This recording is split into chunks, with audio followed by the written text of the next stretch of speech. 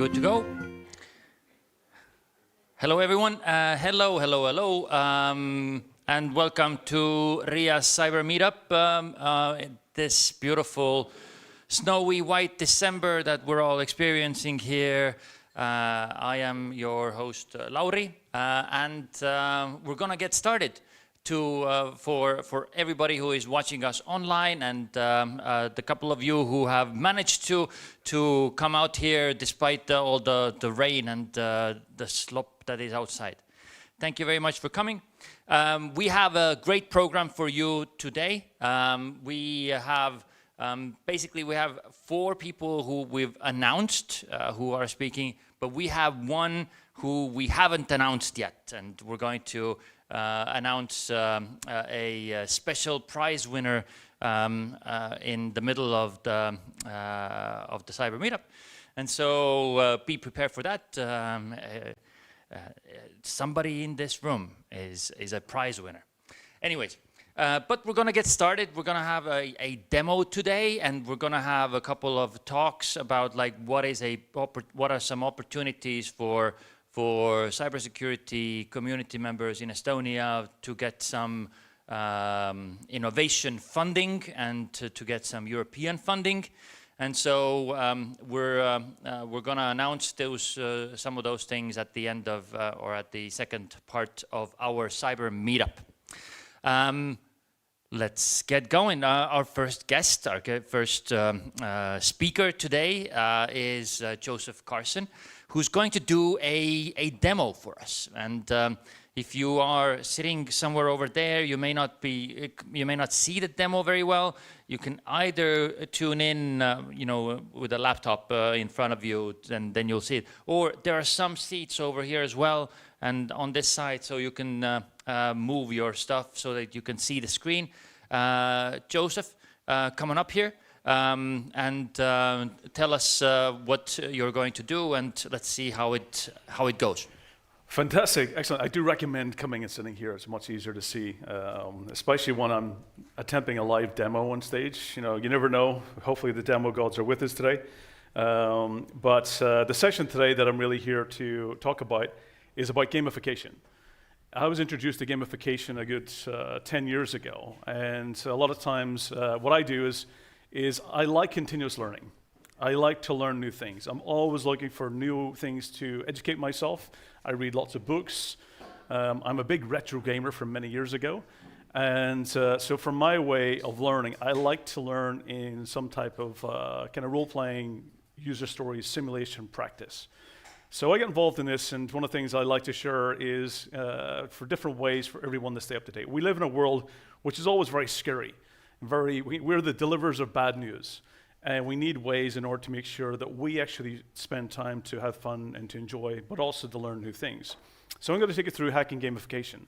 And I used this as a pathway when I was studying to be for the OSCP, which is Offensive Security Certified Professional, which is quite a vigorous certification, but I use this as my method to train and to practice and prepare for that. So let's dive in. So first of all, since I'm going to be showing real life hacking techniques, I just want to make sure that we have the right disclaimers and notifications here. So if you do decide to practice this or do it in your own time, make sure you have authorization or you're doing it in gamified areas. The motto of hackers in the world is to do no harm, at least the hackers that I like to perceive myself as. The goal is to basically do it in a safe way and to do no harm to the environment. Different countries have different laws, so it's really important when you're using hacking tools and different platforms to know the laws of the country. So for example, if you're traveling with a flipper, you might want to try and avoid going through Canada because it actually can get you quite in trouble in some countries. So always make sure you understand the law. And the purpose of this session today is really educational purpose. So for me, I always feel like cybersecurity is a bit like a game of Space Invaders. If you're a big retro gamer like me, what happens is the threats continue to come. And they come faster and they get bigger and harder. And we're basically always trying to defend how to do different techniques in order to make our environment safer, make our employees safer, the businesses we work in. And it's important to make sure that we practice and understand the attacker techniques. The best way to defend is to know how the attackers are going to target you. So for me, I like to understand what those techniques are.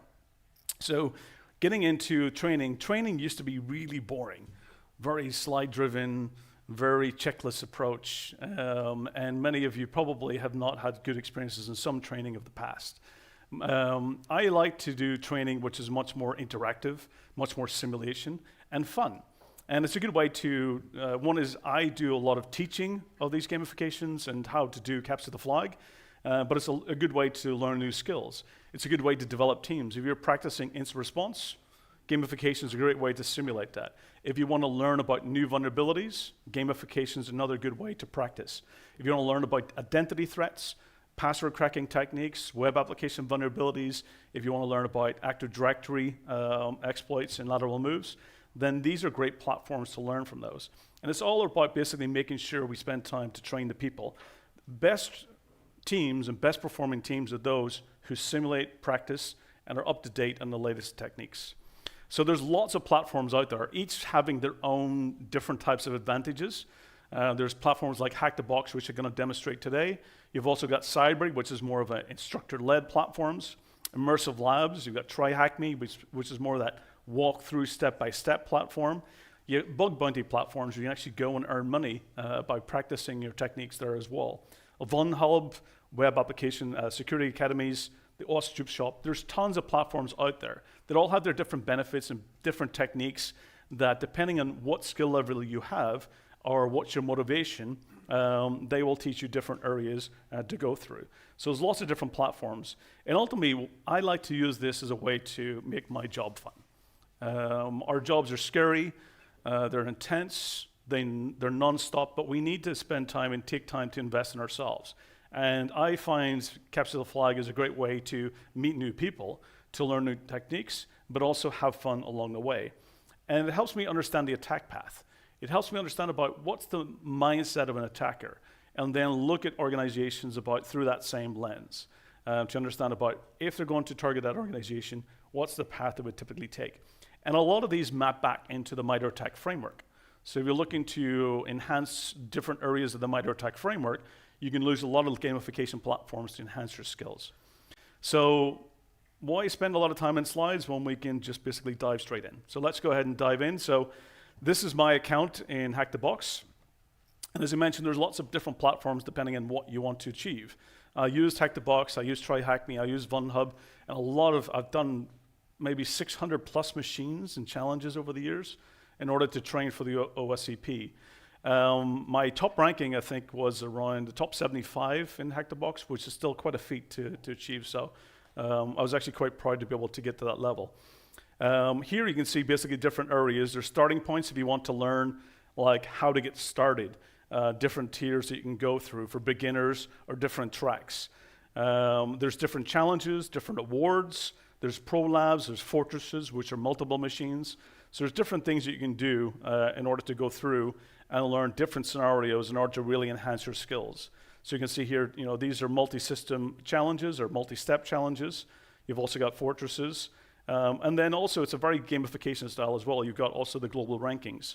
Who's in the top 100 or who's the top countries in the world. Estonia was on the list for a while, but I think we've kind of fallen off for a bit, so we need to get back on there. So if anyone wants to help me get Estonia back in the top 100 countries, please let me know. This place that I spend a lot of my time is on the machine area. So in the machines, you've got a couple of different areas. You've got active machines, which are the ones that have real challenges right now. They're the ones that don't have public walkthroughs, and it's basically just a pick and mix. You select a machine, and then you try your skills against it. I've been going through recently, I've got a little bit of time in the weekend, so I've been going through and practicing some of the easier level machines, but the insane machines are crazy. They are insane. When I say insane, they're insane. The thought process about those systems and the hacking techniques is quite complex. So you can go through here and see the active machines, and those are where you really want to test your skills from an exploratory hacking technique. Those are the best machines to target. What I'm going to do today is simply just choose, I decided, because we are time constrained, and I want to show you some kind of just fun things, I'm going to select a retired machine, which I've already got running, and I've selected the machine driver, because it shows really nice techniques in order to kind of run through in the time frame that we have. So simply by choosing the machine driver, what we can do is we can choose different steps here. We can choose basically guided mode, which is similar to Try Hack Me, which is a step-by-step walkthrough. Or you can go adventure mode, which is basically you're starting and the only thing you know is the description of the machine and you've got the IP address. There is documented walkthroughs. You follow people like IPSEC or WXCDF. They have lots of great examples, video walkthroughs, and if you're struggling or you need help, they can definitely help you with the boxes. But that's not going to exist in the active machines. You will have to find other people who's playing them and try to do it as from a community perspective. I come with my skills, which is password cracking, identity exploitation, as well as privilege escalation. And then if it's a web app, I try to find somebody who can join me who's good at web applications, and then we tackle the machine together. Lots of walkthroughs, reviews, and so forth. But the simple thing we start off with in Hack the Box is simply an IP address. And my methodology at the start is, of course, you're going to establish your VPN connection. That's what gives you connectivity to the machine. You can see here that I can see that I'm successfully connected. And I've got my different Ethernet cards here. I've got 2 local and 1 VPN tunnel, which is connected in. So I can see my IP address easily in the top right-hand side. So I've got connectivity. One of the first things I typically do is just make sure that the machine's responding. A good practice as well, if you're starting the machine, sometimes it's good to reset it because other people might play at the same time and they might have already changed configurations or done some things in the box if you're using a shared environment. So sometimes it's good practice in order to actually reset the system back to its original state. So I've already started. I've done some things that make the time here much faster. So I've already done my typical Nmap scan. My Nmap scan typically looks like that. So it's a quicker scan that automatically gets the ports back, then it does a more intense scan, and then it basically layers it out and gives me a lot more information and puts it into my basically Nmap file. So I've already done this, so we're going to basically go through and just take a look at the Nmap that I've already got here. And this is really the first starting point. It's really just the reconnaissance or passive reconnaissance. You're looking at a machine and you're looking at what information that machine's telling me, and then I have to try and decide about what is the proper way of being able to compromise or gain access or hack into this system. So here I can see a couple of ports. I've got port 80, I've got SNMP ports, and I've also got port 5985. That tells me that likely I need to get a credential with an active credential which allow me to use Windows remote management in order to then exploit the next port. So it's already telling me a couple of steps. I need to try and get a user, and how to get that user, I might need to go through the web application. I can already see here coming back that it's actually showing me that it's a firmware update portal. So it's a place where you can update firmware. An important thing, if you're using Active Directory or you're doing anything with certificates or tickets, then you have to look at the clock skew, and that will tell you your offsite, because if you're wanting to do ticket granting service, you must be within 5 minutes of the ticket granting system, so therefore you can try to adjust your time to be within 5 minutes of the target system. So just a couple of best practices tips. So let's go ahead. We know that one of the first steps here is to go and take a look at the actually URL. So we're going to go and select the URL of the system, and one of the first things that comes back is a username and password. And this is the point where you sort of think about, okay, well, it's a firmware update site. What could the potential be the username and password? You can go and use Burp Suite, you can do pitchfork attacks, you can try different combinations, you can do brute force. But we all know, if we look back at the recent breach of the Louvre, we know that default passwords still exist and are still there. So why not try default passwords like admin, or the Louvre in uppercase. So people still make those mistakes, and we can see here by trial and error. We could take a password list, we could have done brute force in order to do more different examples, roots, admin roots. So there's lots of combinations you can try. But by simply just going and doing some searches, you'll find that default credentials, admin give you access. Now going through here, we can already take a look. We can see the actual domain, which is driver.htb. We can see it's a printer update for firmware. We can see different tabs here. And really the only one that's active, everything takes you back to the actually home. Only one that's active is firmware updates. And it says here, what I can now do is update this system by uploading a file. And it says here, our testing team will review the uploads manually and test soon. So I'm thinking, okay, if I upload something and somebody's going to execute, what I want to try and do is get a recall back. And you can do different types. You can try shells, you can try different types of exploits. But the one that I found that works the best here is one that will trigger responder. So let's go ahead. This is the file I'm going to upload. What I'm going to do here is upload this file and then force the machine in order to make a callback using a command shell, which is basically the SCF, which is a shell command file. And then I'm going to try and get it to make a call back to my system, and it will then try to access it using its credential. So we're going to head and launch responder with the tunnel. So it's going to look for these requests in my VPN connection, and we'll just launch it. And if you were actually connected to my same machine here on the network, if you started looking for network shares, your systems would actually start sending your hashed passwords to my system. That's literally what the responder takes advantage of, is net bias and LLM poisoning, that my machine is going to respond to all network requests that you're looking for network file shares. So here you can go up and see which ones are turned on. LLMNR poisoning, net bias, DHCP, DNS is turned off. But if you're on the same network, you would be trying to connect, and your system would probably be sharing your actually encrypted end-to-end v2, network end-to-end v2 hash. So let's trigger that on the firmware system. So we're going to head and upload this file. We're going to submit.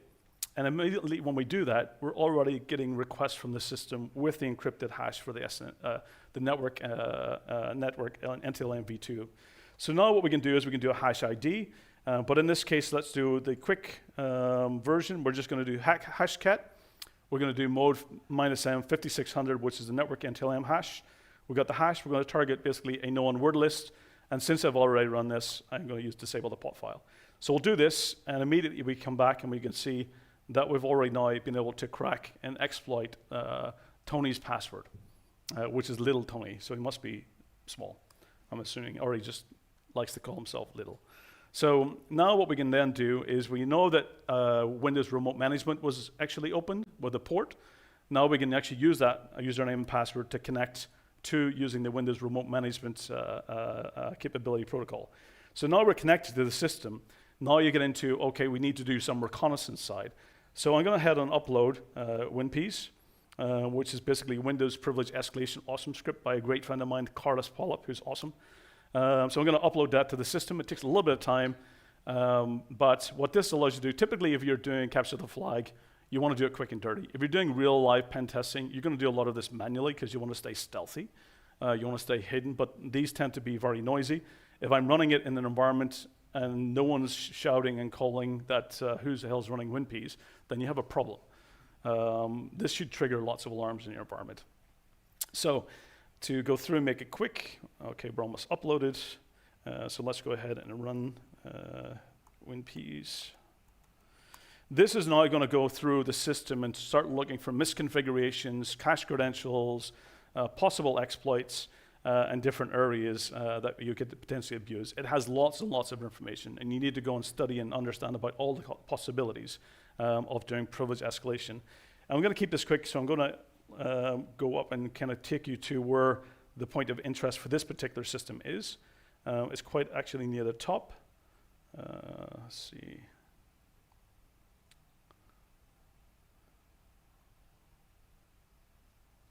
If we can find. So it's this one here. So anything in red is highlighted of interest. So we can see here that there's actually a PowerShell history file. So what we can then do is take a look at this file and see exactly what's happening. I need to wait for this to finish. Well, that's happening. Let's go ahead and start up our Metasploit. So we're going to do Metasploit because I want to capture another stabler reverse shell than using EvilWinRM. Okay, Metasploit's executed. Okay, let's go ahead and close that. Let's start another one. And now what we're going to do is we're going to take a look at the PowerShell. And now what we can see in the PowerShell, somebody added a Rico printer driver. So now we can start thinking about, well, that might be a path to privilege escalation. So we can go back and we do searchploit.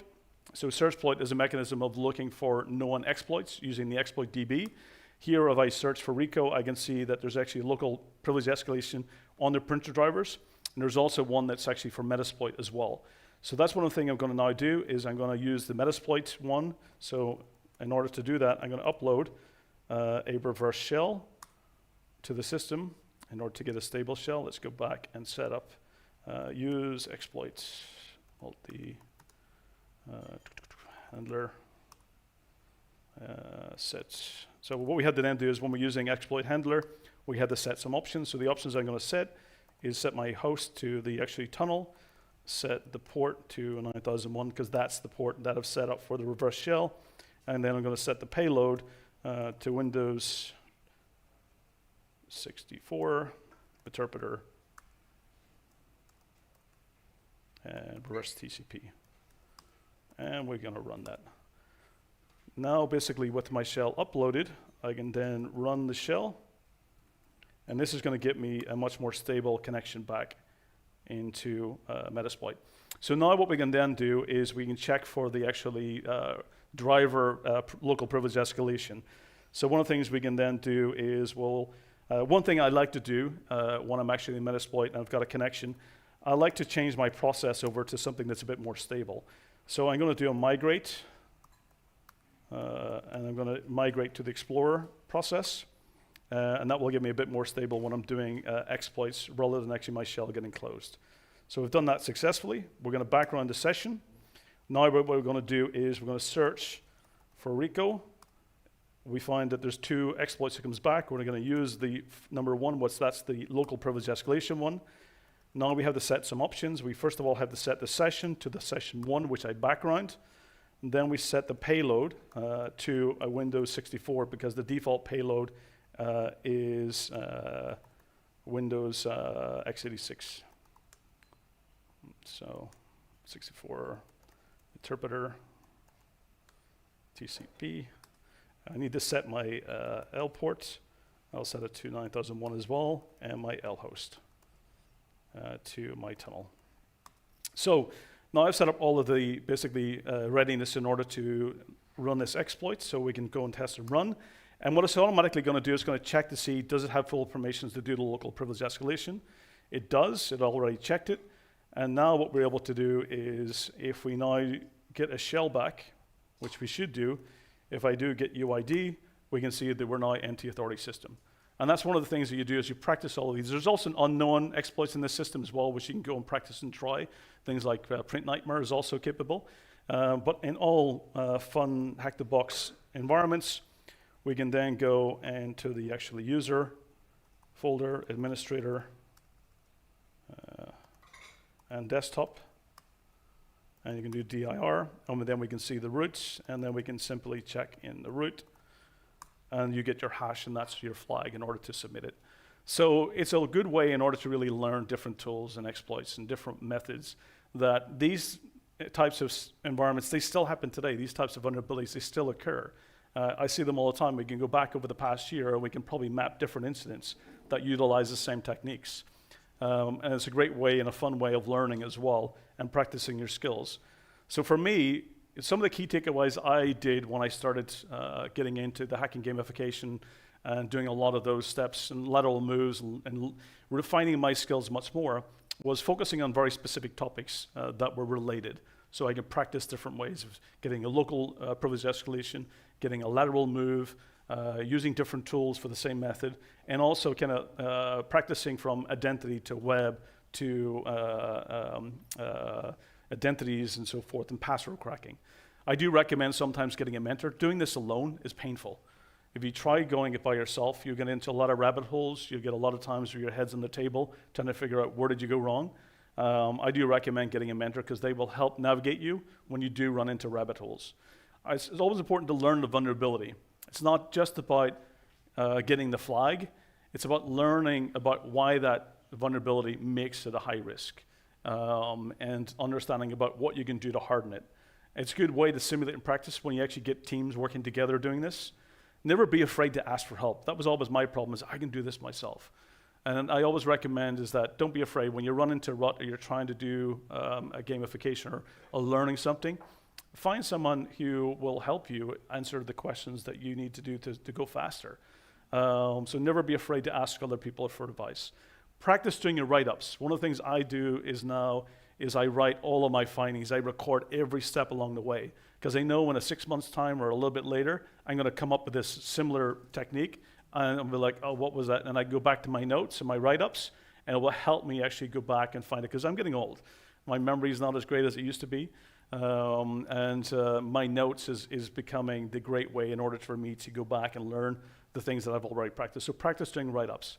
I showed you the WinPeas method, which is an automation technique for privilege escalation, but practice the manual steps as well. Learn how it's collecting the data, because if you're in a real pen testing scenario, you're going to want to do the manual method. It'll be more stealthy, less noise, and you'll also learn that when it doesn't work, other ways of getting the same information. It allows you to practice. So practice the manual steps and be patient. This is a lot of fun. It's a great way of learning, and you'll meet lots of really cool people that I've been fortunate enough to meet some of the amazing people who create these environments, who create the challenges, and allow me to collaborate and get feedback in order how to make myself a better professional. And one of my pun takeaways is that I'm also the host of a well-known podcast now, which is the Security by Default, because I believe that everyone should be entitled to security. Security shouldn't be just by design. It should be always on, and everyone should have the ability to get security. So if you do want to listen to the podcast, feel free and go and subscribe and share with your friends. At that point, thank you for staying with me, going through this demo and doing it live, which is always a challenge. So thank you. If we have time for questions. Yes. Great. Thank you so much. I mean, you breezed through this, and I was just like, what is he writing? And obviously, it's a learning curve for everybody. And maybe before I hand over for a question from the audience, what is like a prerequisites to actually get into these sort of hack the box challenges? Well, what do you have to know before you even, go to that website to actually try out those things? Well, actually, I mean, the prerequisites is not very complicated. You need a computer, internet connection, and the ability to read. Those are probably the three fundamental basics. If you can read this, it used to be a lot more difficult. Actually, to get on Hack the Box in the past, or one of the platforms, you used to have to hack into it to get the code. So you actually, in order to be a member, you had to hack into it. But there's lots of platforms out there that's quite straightforward. TryHackMe is a good starting point in order to get started, but simply a laptop, internet, and the ability to read and follow steps. It can be that basic. I mean, that's where a lot of script kiddies and young hackers today are learning their skills, or watching a YouTube channel to help you get started. There is a question in the audience. I do think this is probably one of the few sessions that people will have to slow it down when you rewatch it on YouTube versus speeding it up. You have to slow it down, basically. Let's go over here this time. Thank you so much. What makes a hacking challenge a great one?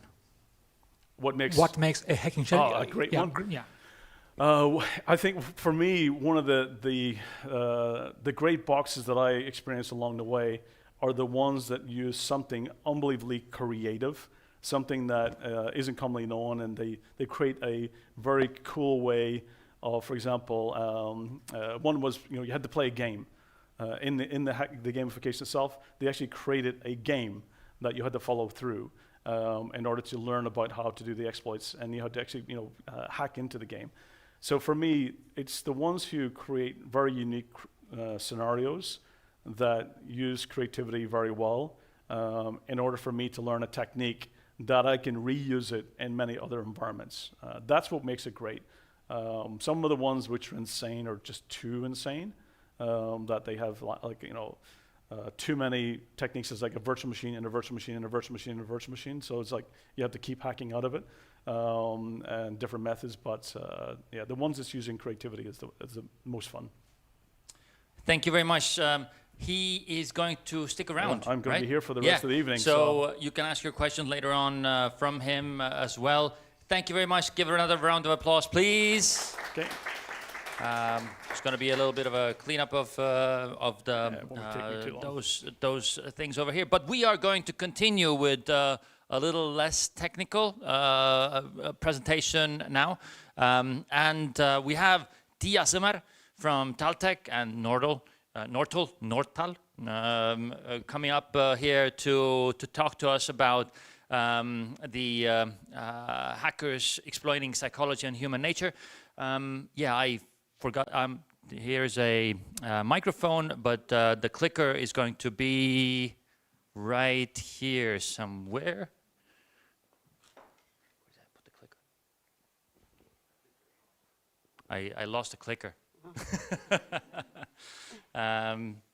But you can introduce yourself in just a second. I'll find. I have made some slides, but I'm not sure I will follow them anyway. So yeah. That's just a nice background. Anyway, my name is Tiia. I'm a researcher, and I work in 2 places, Nortal and Taltech. And before I start, today's topic is, as you can see on the slide, but I will basically talk about behavioral science and psychology and how we can use it to improve cybersecurity. So next. A few words about myself, because I'm not sure many people know me here. So my name is Tiia, like I said, and my background is mostly Estonian Defense Forces for 25 plus years. When you're in the army, at some point you need to decide whether you become a general or not, so I decided that probably this will not happen and I have to take some other career choices. I moved to the academia. I did research on cybercrime. This sounded interesting, so I went on to study for a PhD, and then I did that.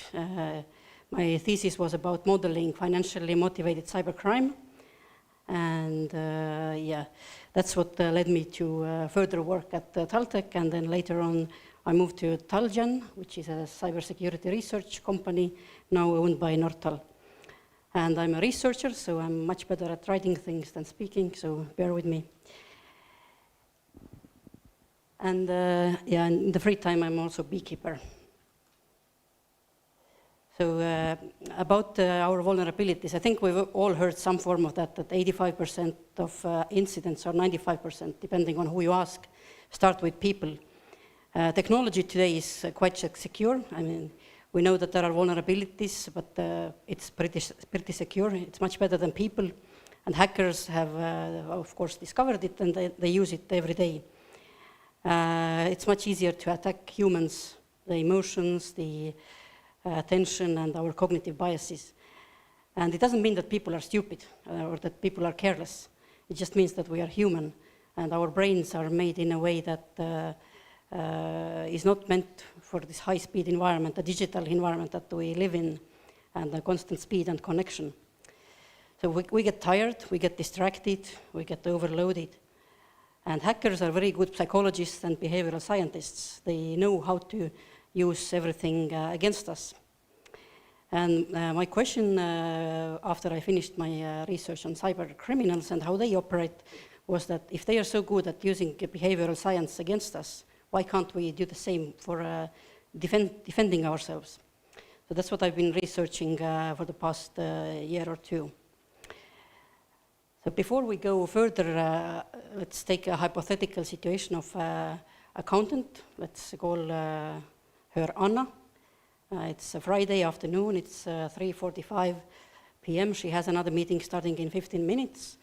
She has a few invoices to process before that, and then she gets a message from the CEO. Hi, Anna, this invoice needs to be paid now. Please do it before the 1600 meeting. And of course, it's the end of the week. She's tired, and she's human. So let's see what happens. And this happens all the time, the thing that happened with this hypothetical situation. And it's not new. I mean, we've all heard it, and we can read it in the newspapers almost every day. And this happens not because people don't know that they shouldn't do it, that they don't know these things these things happen. But it happens usually because our cognitive biases kick in. Cognitive biases are the shortcuts that we use to make decisions. For instance, if you're walking in a dark street in the middle of the night, you're all alone, and suddenly hear some noise behind you, your instinct tells you to run. And this is natural because it keeps us alive in the real world. But in cyberspace, when you do that, when you act instantly, when something happens, this gets you into trouble. And when you follow authority, this might get you in trouble as well. So we are not hacked because we are stupid, but it's because our brains are built in a way to do what they're supposed to do. There are some exploits that I brought out, just to, to make it sound nice. Exploits about human nature. So the first one is the exploitation of laziness or the cognitive ease. People always follow the easiest path. So if we look back to Anna and the situation with paying the invoice, then this situation looked familiar to her. The CEO often sends her emails with the invoices. This is not unusual. It looked completely legitimate. It looked like a letter she always sees. And she has done similar things before. It's not the first time. So cognitive ease kicks in. She's trying to save mental energy. We all try to save physical energy, but the same thing happens with our minds. We try to save mental energy.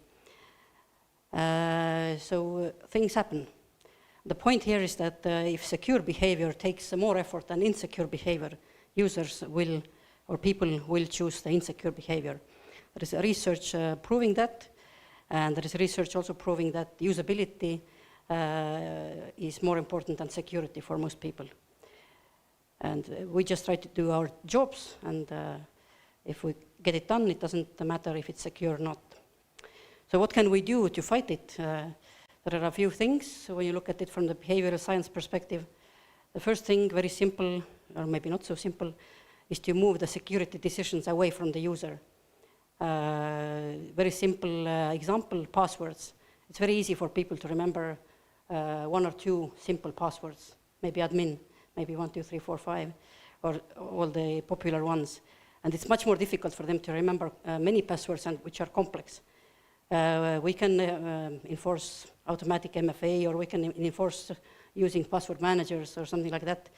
And if we make this default, then people will not use the simple passwords, perhaps. At least that's what the research shows.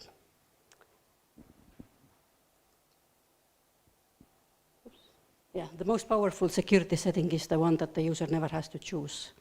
That's a good quote. Next exploit is the social proof, that everyone else does it. So need to belong is the basic trait for the human beings, and attackers use it as well. In Anna's case, the email said that everybody else has approved it. So to her, it looked completely legitimate. Everyone had said, okay, so why not? It sounds good to me, I will do it. But we can also use it defensively.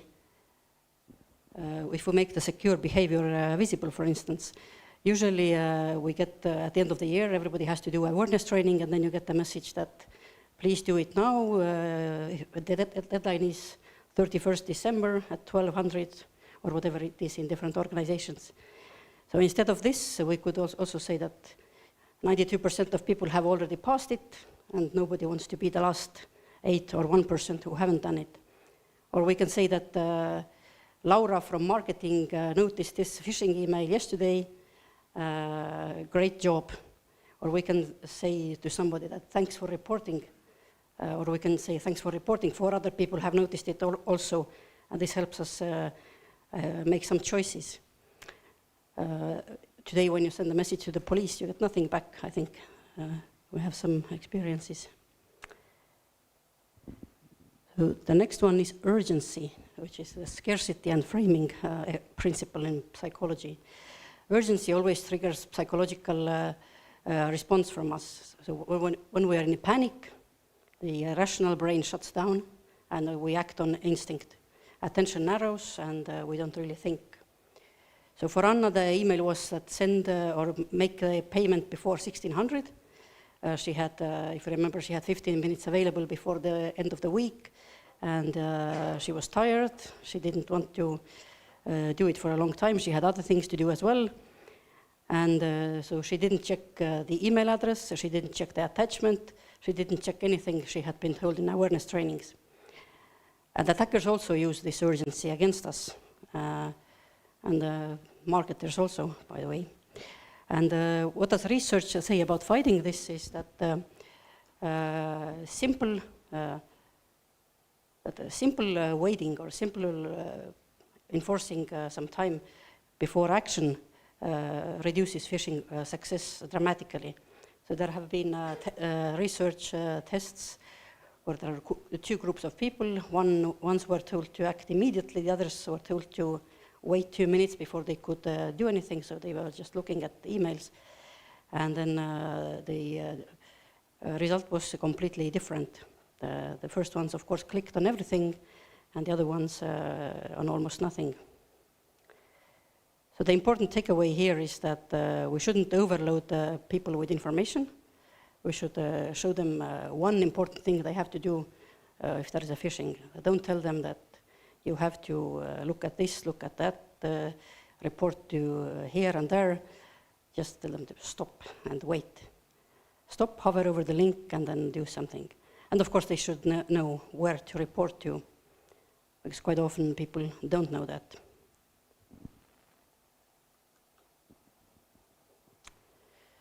The next one, people want to be secure, but they also want to get their job done. We all have deadlines, we all have people to meet, customers, we have information that we need to process and so on.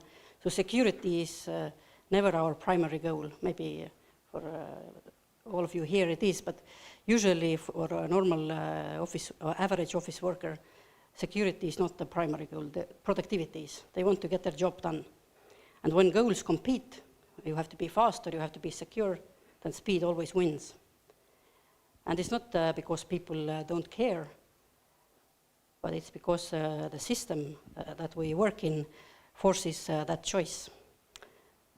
So for Anna, she had invoices, customers, deadlines, meetings, and her brain prioritized the productivity. She had to do the work before running to the meeting where she didn't want to be late, because that would have delayed going home for the weekend. So what can work? We can move friction away from low-risk activities, and we can add friction to high-risk activities.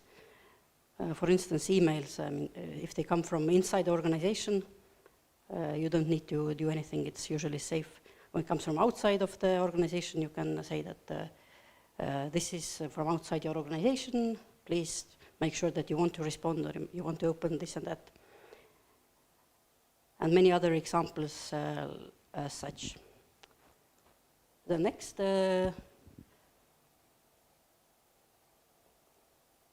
one is the blame game. A lot of organizations still use blaming people. And that's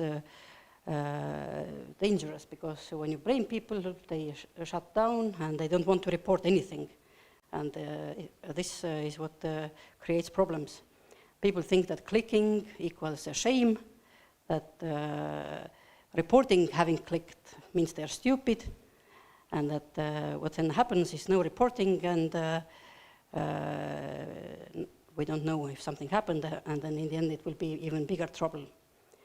So we know some big cases where the accountants have tried to rectify the situation by themselves by staying in this game longer and longer, and then it has become even bigger problem.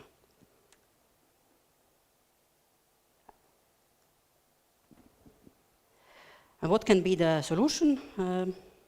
It can be very simple. We can make reporting a win, not a confession, and that's an important mindset change.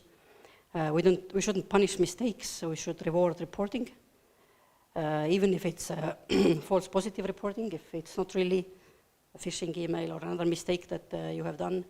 But yeah, that helps. For Anna, she paid the invoice, she went to the meeting, and suddenly she felt that something is wrong, but she didn't want to say anything because a weekend might have been longer off or something. So the question is also where to report to. I've spoken to many SMEs, and they don't know what to do. There's too many places that they have to send the information, and that's why most things happening with SMEs don't get reported. But that's a different topic. So coming to the end, I hope you've seen that the behavioral science can be used to fight different cyber incidents. And there is things we can do and things that we should look at. Technology or training alone are never enough. You cannot train away the human nature. Please use psychology and behavioral science. If you're interested in further research or interested to hear more, then I'll be around, and all the things that I've discussed are supported by research, so I can give you the reference if you want. The final thing, if you think about your organizations, think about this: is secure behavior easier in your organizations, or is insecure behavior easier? If secure behavior is easier, people will do it naturally. If it's not, people will always act insecurely, and no amount of training or policy or procedures or punishment or anything will help, because we're all humans. And we cannot eliminate the human error, but we can try to design it so that it will not lead to disaster. So thank you. Thank you very much. I am looking at the clock. That one has stopped. But I am looking at the clock, and we don't have time for questions right now. We're gonna continue. Are you gonna stick around? Can people ask you? Yes. If you have questions for Tiia, then you can stick around and ask her directly later on. But we're gonna continue. And we're gonna continue with a surprise guest, surprise speaker. What's this surprise? So the thing is that there is a contest, a national research contest for university students that's been going on since 1991. And so this year, we decided that, hey, why not put a special cybersecurity prize up somewhere so that we could encourage maybe in next year's as well, like there would be people who would put out cybersecurity papers. We're talking about theses, what's the right way of saying it? So bachelor's, master's, doctoral thesis. We just decided that, hey, we will give this time to one special paper. There was about 530 papers in total given to this research council, not on cybersecurity, not 530 on cybersecurity. Only 10 were on the topic of cybersecurity in some way, and we were able to find one special. Come on up here, and we have Semyon, who is with the post-quantum cryptography paper that was there. And take it away. Tell us what is it that you did, and what is it that you researched? There's a microphone, there's a clicker. There you go. Hello, and first I would like to say that I'm very thankful for RIA for picking my work, and especially for the opportunity to talk about it one more time. I defended quite some time ago, so I didn't think that I would present it again, but here we are. So first of all, multi-party computation is a paradigm of computation where if you have a secret value, no single machine actually knows it. So imagine that. You can do some operations on some values, and no machine in the world actually knows what these values are before, of course, you reveal them. In a way, it can be said that the split key or smart ID is a multi-party computation scheme. That is, you have your client, which is a mobile phone, and also have your server. And the private key doesn't actually reside in the phone or on the server. It's kind of split between the two. There's one problem with that. Initially, when Smart ID was designed, it was designed for RSA. So when you have your digital signature that you like sign some file or something, it's in this RSA format. And because of that, we have problems with quantum computers because, as some of you may know, quantum computers will break RSA when they happen. So we wanted to design something that would stand quantum computers too. And we picked the ML-DSA as the scheme of the signature that we used. And we pretty much tried to make it a multi-party computation scheme so we could use it in the future. So yeah, here's ML-DSA, a simplified variant. Some of you may know how RSA works, and you may compare how more difficult this thing is. Actually, not only in terms of number of operations that you need to do, but also this high bits operation that I highlighted. It's very difficult, but we'll see it for ourselves. Also, one more clarification is that you can change the generation operation, also the signet signing. So these two are between the two computers pretty much, but you cannot tamper with the verify. That's the entire point. We want to have a signature that would be that you could verify with any algorithm that you want. That's on the internet. Okay, so let's start working our way through the multi-party gamification. So in two-party scenario that we are working with, every single secret value is composited from two other values. And then when you add them, if you could add them, you would take modulo, and then you would have your value. Yeah, and thanks to this, you can, if you want to make some value that is currently public a private, the first computer will just assign its share as the same value, and the other one will assign it as 0. So in the sum, you can verify it's the same value, right? Then you can generate random. Every computer just picks a random value themselves. Then you can do linear operations, like you can add two of them together, or you can multiply by a constant. And for this, you don't even need communication from computers. Also, you can do some nonlinear, non-functional computations, but these can be difficult sometimes. Also, if you want to reveal the value, it's also very easy. The computers just send their values to each other, and then hooray, they can sum them together and see what the value actually was that they worked on all this time. Yeah, also, you may have noticed the part about active security. It pretty much means that there are also some special elements that exist purely to verify that there was no tampering going on. So whatever we expected a computer to do, we can verify that the operation was performed correctly by using these MAC values. Yeah, so one of the most basic primitives that you can have is characteristic vector. So imagine you have a value, and we know that it's modulo 7, so it can only have one of 7 different values. And now imagine that you want to branch on it. It would be very convenient if you could take this one value, which could be one out of 7, and from that create an array of 7 different values. Also, all of them are secretly shared, so you don't even know which one it was. And only one of them of these values is 1, and the other was on zeros. Why is this cool? Because now, if you want to, for example, pick a constant based on the value of the secret value, then you can first do this protocol, and then multiply each possible constant, each possible output by the respectable value there, sum them up together, and as you can see, everything will be zeroed out except for one value that was actually correct. Yeah, now the high bits. Pretty much it's for division by a known constant. So we know in advance what this alpha here is. And also, if it is the max value, then it should be 0, because that's how it's specified for ML-DSA. So we pretty much needed to somehow figure a way to replicate that, but in multi-party gamification. So some examples. Imagine that your first computer has value 0, and the other one has value 312. So the sum of them would be also 312.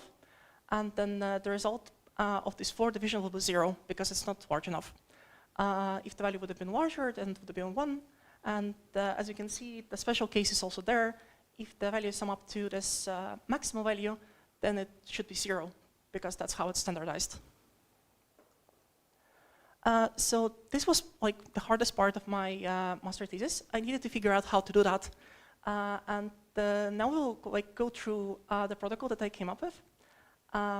First, let's use this sub-protocol.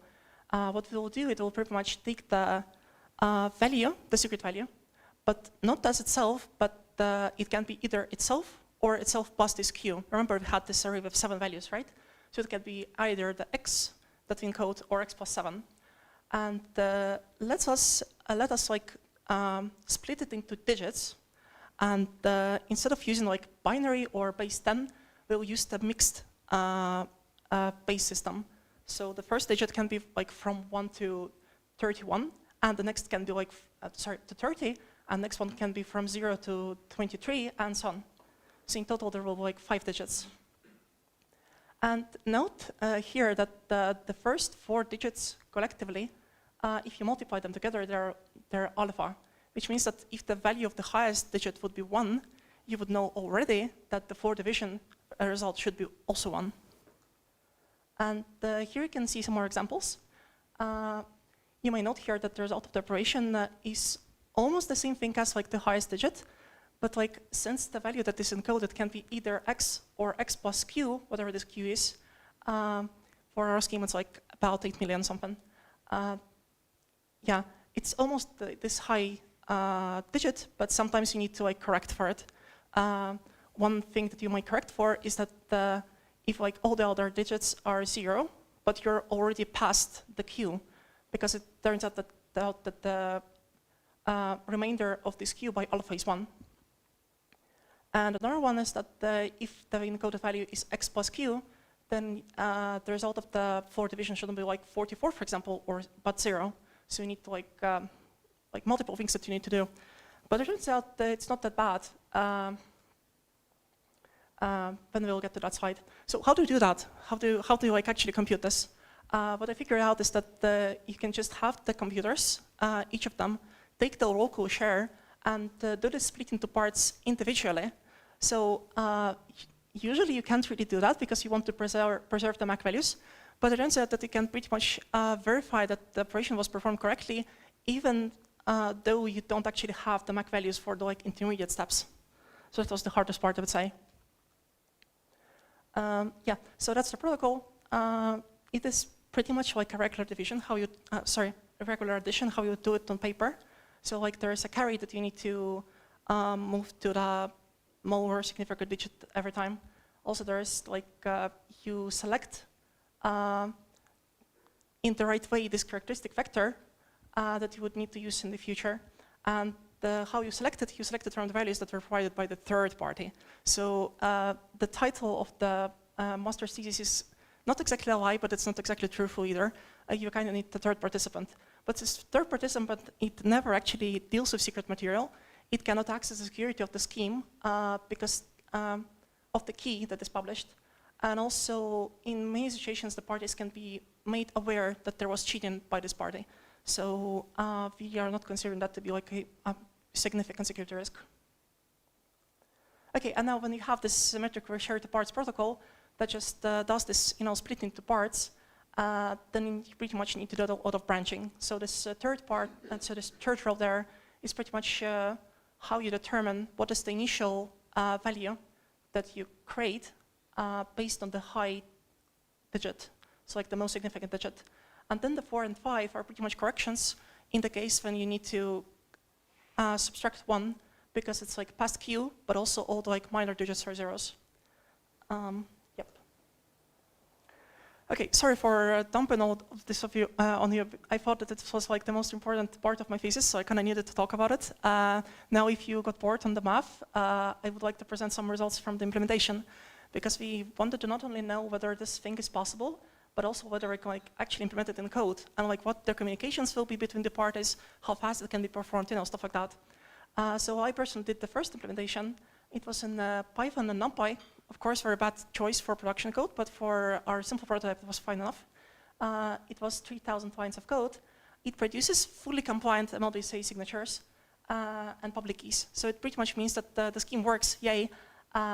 You can have like 2 different computers. None of them knows the secret key, and yet somehow they can still create signatures that can be verified by like any other computer using a public algorithm.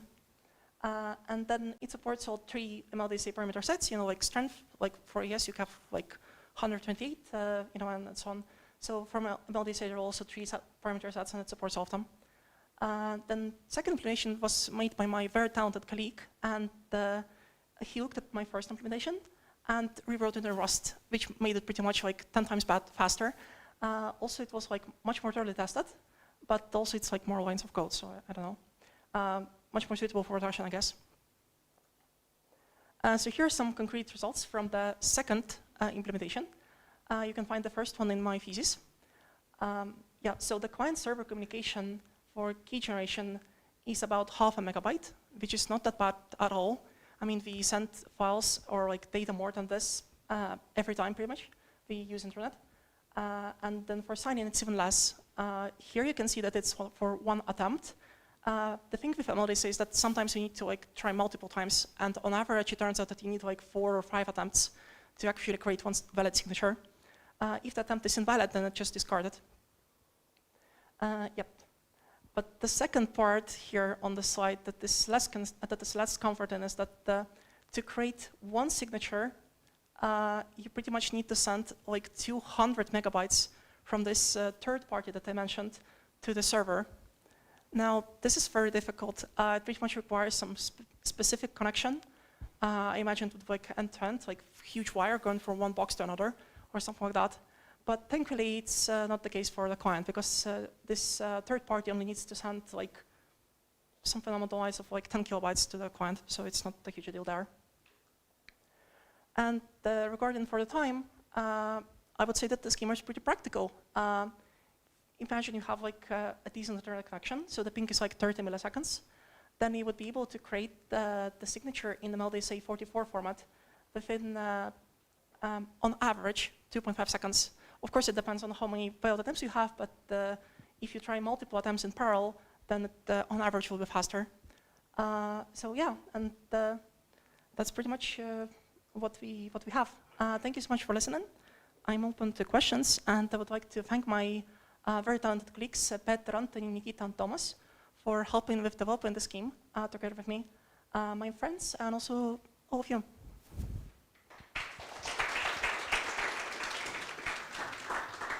Thank you.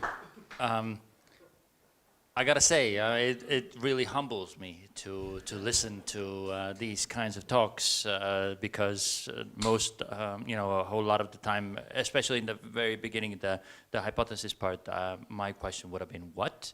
But I do think that this kind of research is very, very important, especially since we need to go and migrate to post-quantum different algorithms and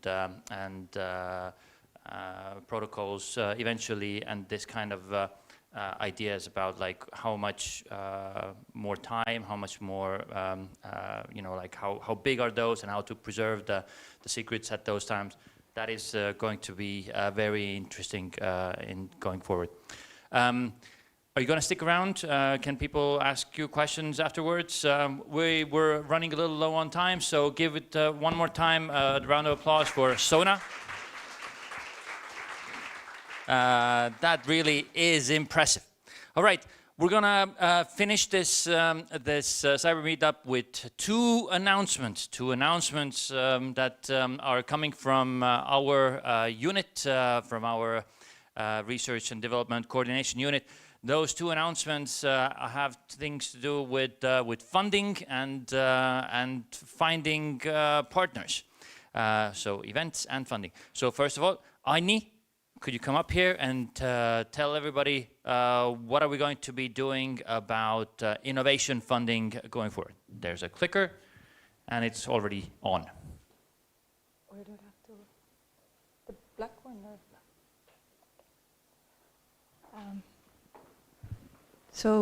Good evening, everyone.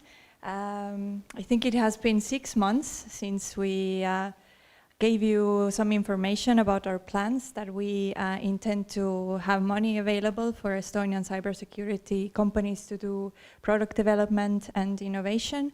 And for this last Cyber Meetup of the year, I'm very glad to say that we are done with our preparations, and starting next year, you can actually apply for the funding. So we do this, I'm going to try to keep it very brief and go over my slides very quickly. We do it in collaboration with Enterprise Estonia. This is their homepage will be the main page through which you get your information and where you also apply for this funding. And to go over what this funding is, basically you can use this grant money to create new or improved cybersecurity products, but you also have to use the expertise of research institutions in doing so.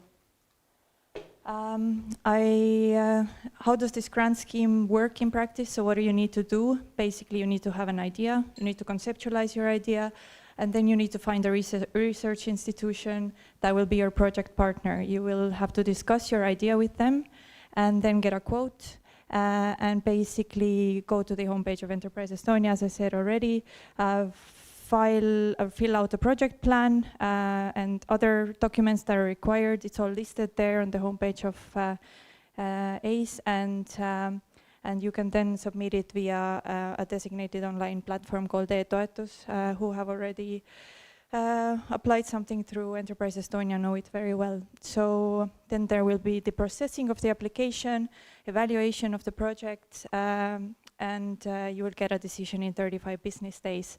It's not a competitive call, basically, but the evaluation criteria is important. So if your project is solid, then it's first come, first served.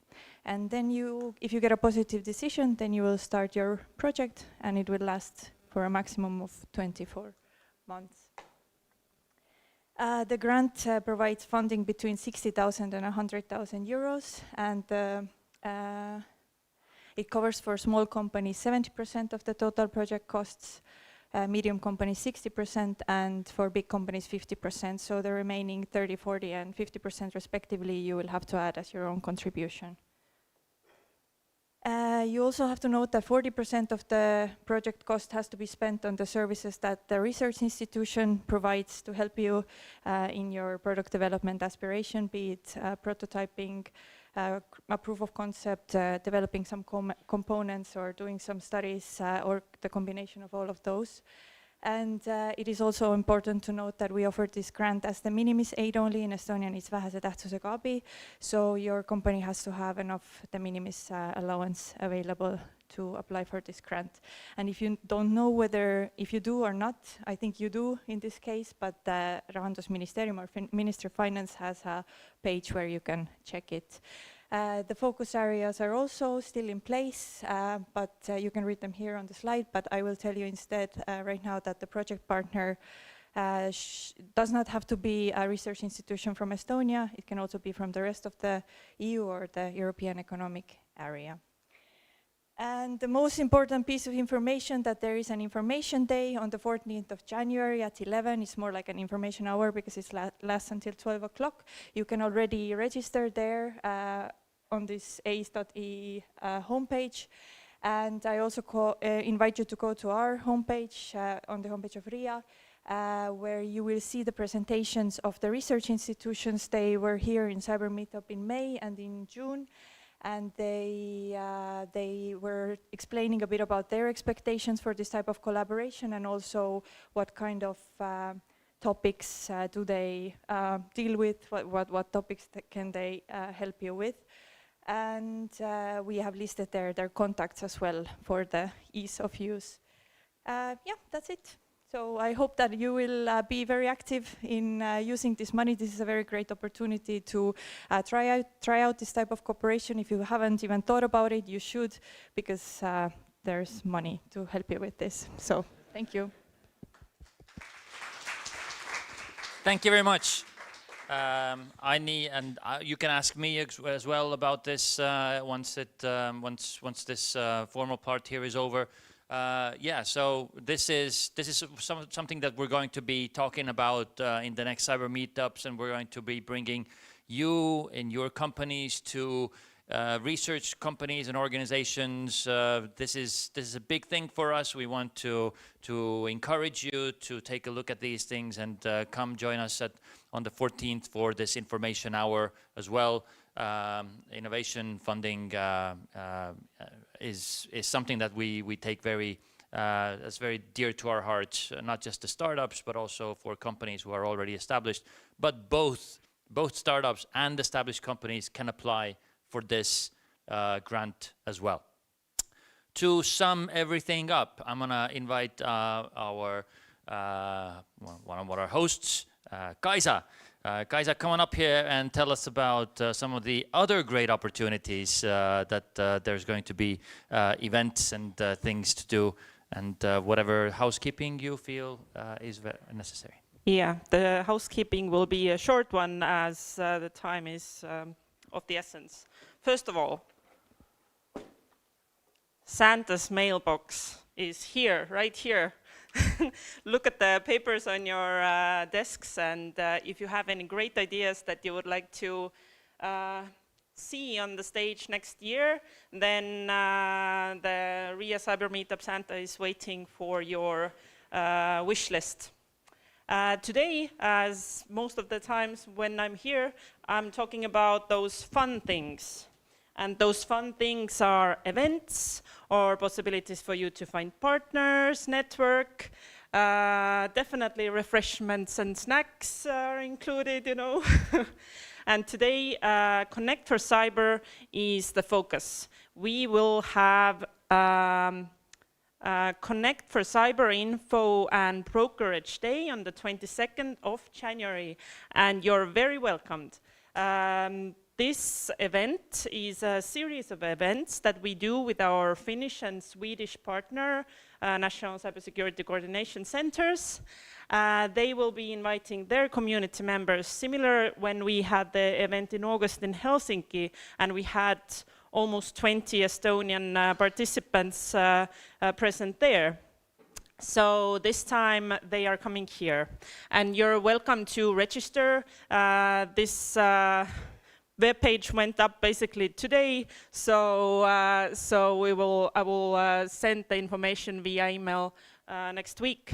But if you're really fast and if you're really interested to find partners from the region, welcome to join.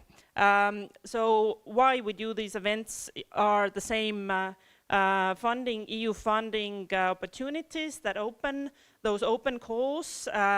Digital Europe program call is open until the end of March, meaning that 22nd of January is exactly the right date when to come and find those partners. By that time, you might have a great project idea, or someone else has a great project idea, and you would like to showcase your expertise.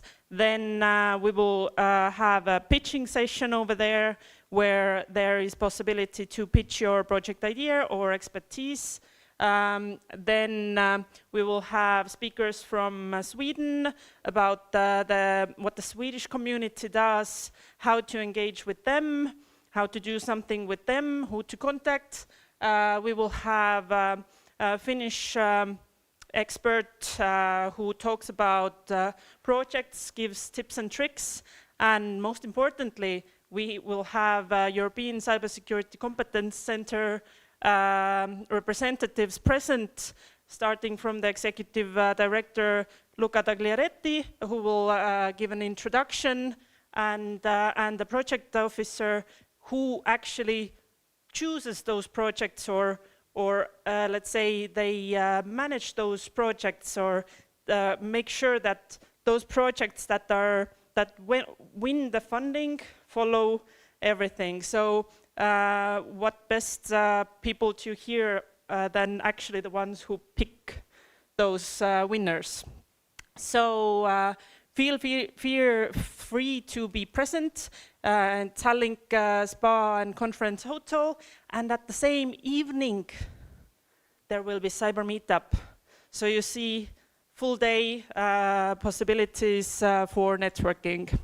And last but not least, our partner NCCs are doing a webinar. Who wants to join? It's on Tuesday. So if you want to participate, you need to register, and then there is a 1.5 hour session. It's not wrong time, it's just wrong time zone. So our time is at 2, so you can register there. They also offer this matchmaking possibility, put to different groups. So take a look at their website and registration possibility and join if you wish. So that's it from me now, and hope to hear your thoughts. Thank you, thank you. And just to make sure that that we frame this correctly, last Cyber Meetup I presented 4 different open calls from Digital Europe Fund. So those 4 different Digital Europe calls will be the topics for this webinar. You can go back to last October's or November's Cyber Meetup and watch the presentation as well, or go to our RIA website and see which calls are open. And of those 4 calls, 2 will be focused on this Connect for Cyber. So if you are looking to compete in these 2 or 4 different topics in this Digital Europe program, check them out and check out these events. With this, we're gonna say thank you to everybody who's watching us online, and we're gonna close out this official program.